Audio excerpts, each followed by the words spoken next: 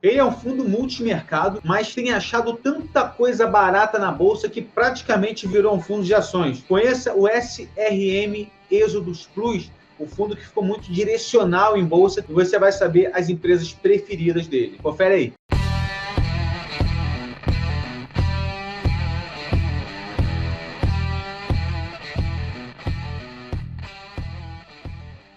Fala pessoal, bem-vindo ao canal da Carteira Z. Eu sou o Rafael Zattari, é um prazer tê-lo aqui conosco. Hoje a gente tem o prazer de receber o gestor Vicente do fundo SRM Êxodos Plus. O fundo existe aí desde julho de 2018, rendeu no período quase 260% do CDI. O fundo tem ficado mais direcional em bolsa nesses momentos, e se a gente for comparar com a bolsa nesse período, desde 2018, a bolsa rendeu um pouco mais de 2% e o fundo rendeu mais de 26%. Então a gente vai ouvir o Vicente. Eu queria pedir para vocês se inscreverem nesse canal, curtir esse vídeo, não paga nada aqui, tá bom, pessoal? Ouça o Vicente aí. Fala pessoal, beleza? Aqui é Vicente Matheus Ufo, gestor do fundo SRM Êxodos Plus, e eu tô gravando esse vídeo aqui a pedido do Rafael Zattari para bater um papo com vocês, falar um pouco do que a gente está olhando, como a gente está se posicionando, o que a gente tem feito aí no meio dessa crise toda, tá? Então, para quem não conhece, o SRM Êxodos Plus é um fundo multimercado macro, que vai fazer 2 anos agora em julho. Então, desde julho de 2018 a gente começou. A gente, nesse período todo, manteve mais ou menos um mandato de vol entre 5% e 7%,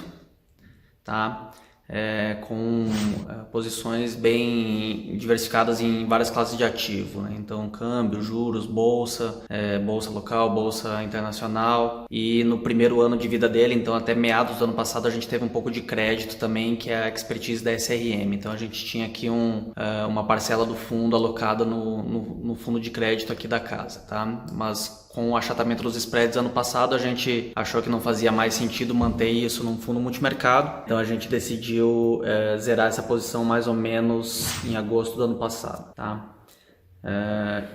Desde basicamente o quarto tri de 2018, a gente teve uma posição vendida em S&P 500, que naquele tri ajudou a carteira a outperformar a indústria. A gente saiu em dezembro, não na mínima, mas um pouco antes do Natal a gente saiu. Em janeiro, não sei se vocês lembram, teve um dos maiores rallies do S&P para janeiro da história. A gente ficou muito impressionado com esse rally, porque achou que os fundamentos não mudaram tanto, né? Foi basicamente um estímulo monetário do Fed, que vinha num ciclo de alta de juros e sinalizou que iria parar, né? Então toda a alta que estava precificada para 2019, nesse período ela murchou, né? Ela saiu da curva. Então a gente achou que fazia sentido voltar a montar uma posição short no S&P, isso mais ou menos ali em fevereiro do ano passado, tá? Então a gente carregou essa posição bastante tempo, e isso fazia um contraponto interessante na carteira com as nossas posições mais otimistas de Brasil.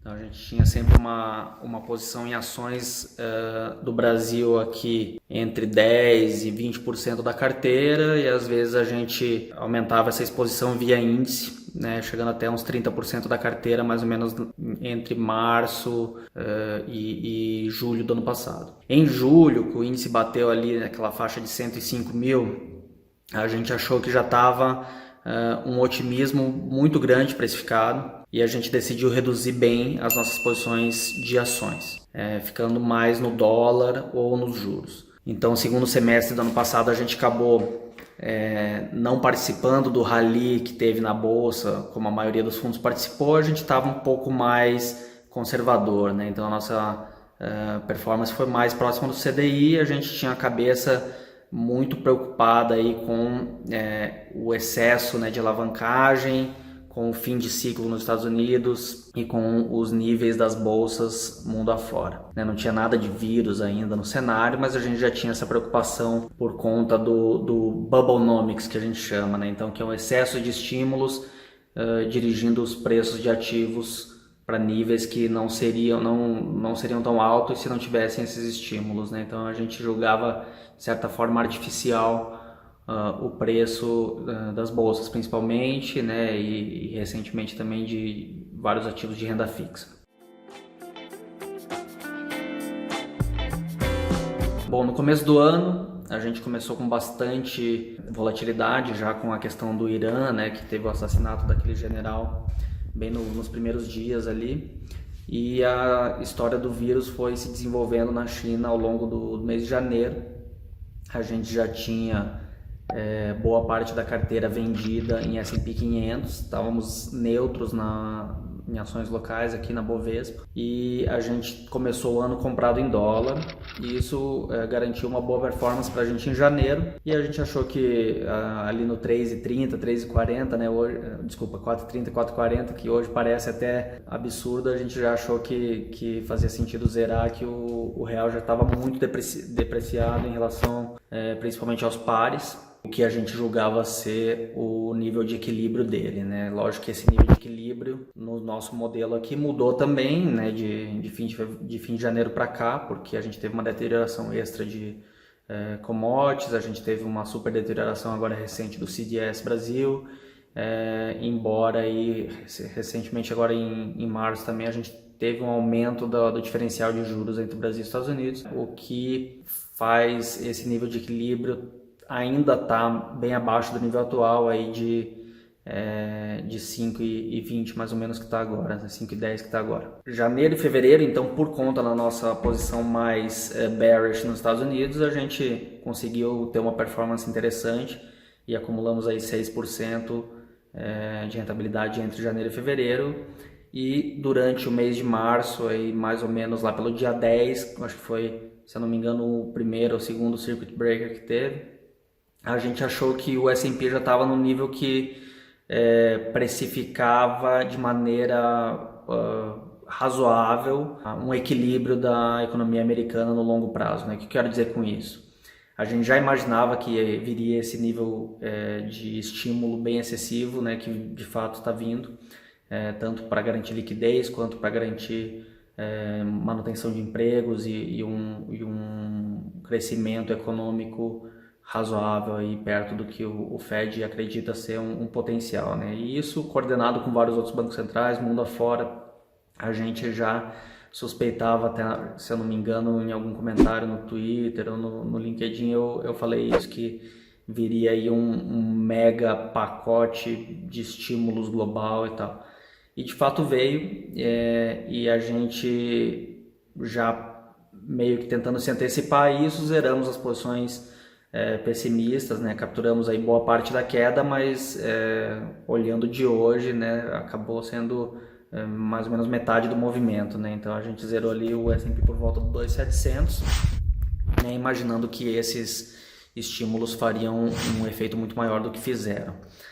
Acontece que de lá para cá o mercado deteriorou muito mais, ele acabou não tendo o efeito esperado, né, devido aos estímulos primeiro monetários, depois fiscais, de liquidez principalmente, e seguiu deteriorando. E ao longo dessa deterioração a gente vislumbrou aqui na bolsa níveis muito interessantes para montar uma carteira comprada, né? Então, para não tomar muito mais tempo, o que a gente fez com a nossa carteira agora no meio dessa queda, a gente zerou as posições shorts e transformou toda a posição short dólar que a gente tinha, inclusive, né, comprada em real, que foi o que atrapalhou a performance da carteira no mês de março, e uma posição de juros pequena que a gente transformou tudo isso em ações, né? Eu acho que hoje a maior assimetria no mercado de ações, né, onde numa volta à normalidade, que pode demorar ainda um bom tempo, mas assim, quando vier, é onde a gente vê mais upside, então mais do que no câmbio, mais do que nos juros, a gente pode ter nessa retomada uma certa desorganização na oferta, então a gente pode ter aí uma inflação um pouco maior do que estava sendo precificado antes da crise. Então acho que os juros, a curva está estressada do jeito que está, não é tão absurdo assim, talvez de fato para os próximos anos a gente veja aí uma reflação global. Tá, isso é uma especulação nossa, mas acaba fazendo sentido e a gente acaba ficando com o maior upside na bolsa mesmo, então a gente decidiu montar uma carteira bem forte de ações e ações de empresas bem sólidas, empresas que a gente tem muita segurança que não vão quebrar e que assim que tiver a normalidade de novo, pode ser ano que vem só, mas vão voltar a pagar bons dividendos e nos níveis de preços atuais, acho que faz muito sentido comprar por longo prazo.